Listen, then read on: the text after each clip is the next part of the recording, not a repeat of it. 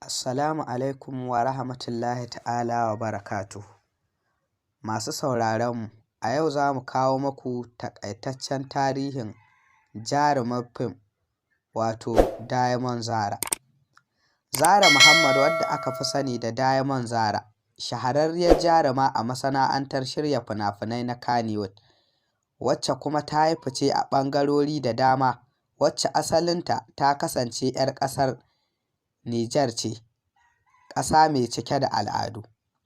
Sannan jarumar Diamond Zarah ta fara fitowa a fina-finan Hausa ne a shekarar 2018 a wani shiri mai suna Zuma da Maɗaci. Sannan ta shigo a masana'antar ne ta dalilin Auwal D Ya Kasai. Sannan ɗaukakarta ya fara ne tun bayan fitowarta a wani shiri mai dogon zango wanda jarumi Adam A. Zango ya shirya mai suna Farin Wata. Sannan a fim ɗin ta fito tare da jarumai da dama kamar su Adam A. Zango, Abdul Babulaye, Ummi Rahab, Akanan Bamenda, Kabiru Zango da dai sauransu.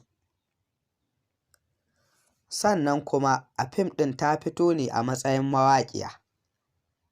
Ta kuma fito a fina-finai da dama kamar su Zuma da Maɗaci, Wakili, Laifin Wani, Barista Kabir, Mardiya, Gargada, Sirrin So, Ummi Nawara, Farin Wata, Amaryar Shekara da dai sauransu.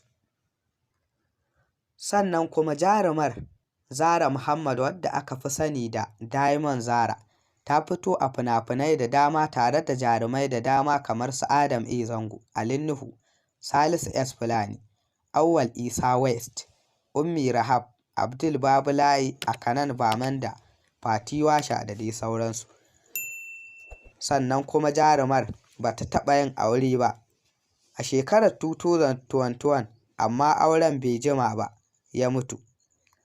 Sai dai har yanzu ba ta fito ta yi bayani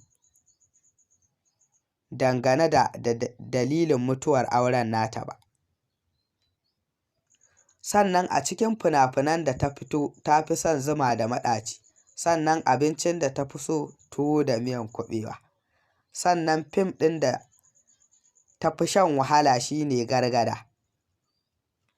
Sannan wadda ta fi burge ta a masana'antar Kannywood ita ce jaruma Zainab Indomie.